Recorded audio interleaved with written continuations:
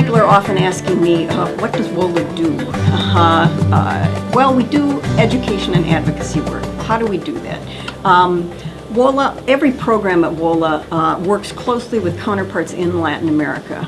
They're not WOLA offices in Latin America. They are usually colleagues with whom we've developed years and years of relationships. Colleagues who are working on similar issues. That might be people working on military and security issues in one country, or people working on judicial reform in another country. But these are colleagues with whom we develop relationships. And one of the things we do is host their visits here to Washington. We don't want to speak for them, but we want to facilitate their voice. We have here a really distinguished group of experts on police reform and citizen security questions in Mexico and Central America. What can we do from the U.S. that will help reinforce the work that they're doing? Solo tenemos la esperanza, la expectativa de haber sido escuchados y tomados en cuenta por estas personas, porque asumimos que los asesores de los congresistas valoran lo que les llega en términos positivos y negativos, y les aconsejan a los congresistas para que adopten las mejores decisiones en su Congreso. So WOLA at its best is developing policy proposals here in the United States for our government that are based on these relationships with our counterparts in the region. We took on a case of an environmentalist grassroots defender of the forests in the Sierra de Petlatlan region in Guerrero. This was a very important case. Amnesty International had declared him prisoner of conscience. And WOLA, without a doubt, also played a key role. They actually visited Felipe Arriaga, which was this defender, in jail, talked to a number of authorities, and really also helped us to get the case in the media, to get it also, to get the attention of other organizations here in the United States on the case.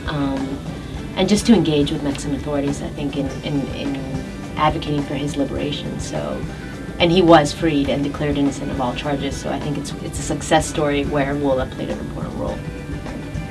What drives the staff? Almost all of the staff at WOLA have lived in Latin America and have a tremendous love and respect for the region. I think that's what really drives us. That and the people that we're working with inspire us. They are people who are challenging some of the most difficult problems in the region, be that extrajudicial executions in Colombia, organized crime in Guatemala. The people we work with in Latin America, and hopefully us ourselves, are people who see the status quo and say, it's not good enough. What we need are, within our own government and in governments in Latin America and society as well, respect for human rights, respect for democracy, respect for people, and that's what we and our colleagues in the region work to do, to create the change that's needed to bring about better lives. Lo primero es que WOLA está acompañando toda la exigencia que se tiene para los derechos de los trabajadores y para la protección al pueblo colombiano, especialmente a las comunidades afrocolombianas. Yo veo un enorme beneficio porque estamos logrando que congresistas estadounidenses le exijan al gobierno colombiano respeto a los derechos de los trabajadores. I think organizations like WOLA play a critical role in bringing the voice of often the voiceless of Latin America to Washington, D.C. And without WOLA, that wouldn't always be happening, and that's a critical role that we play. So I think this help what WOLA is giving these people, the congressmen, is really helping them to make a better job. So that has been interesting. So I do agree with you that to see they are receiving the information, they are interested to hear it, but they also know WOLA for over the years, and they have a lot of respect for the WOLA's work, and they are willing to listen, and they also ask for advice. So this is a very, very important advocacy work, and can make things change. This is how you make changes, big changes.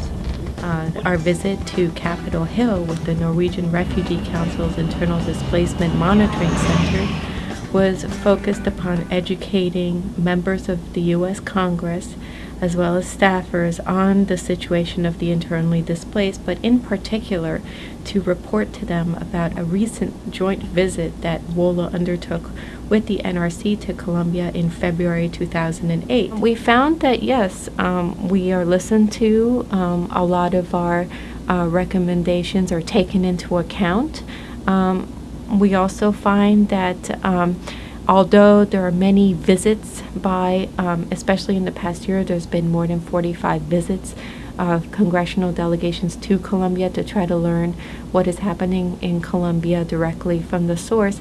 We find that most of these delegations either go to Bogota, a smaller number go to Medellin, and an even smaller number go to Cartagena. And they're really going to the major cities, but they're not going out into the ground where the internal conflict is taking place. They're getting a very narrow view of what is happening in Colombia. And what we want to make sure is that they get a more well-rounded view of what is happening in Colombia.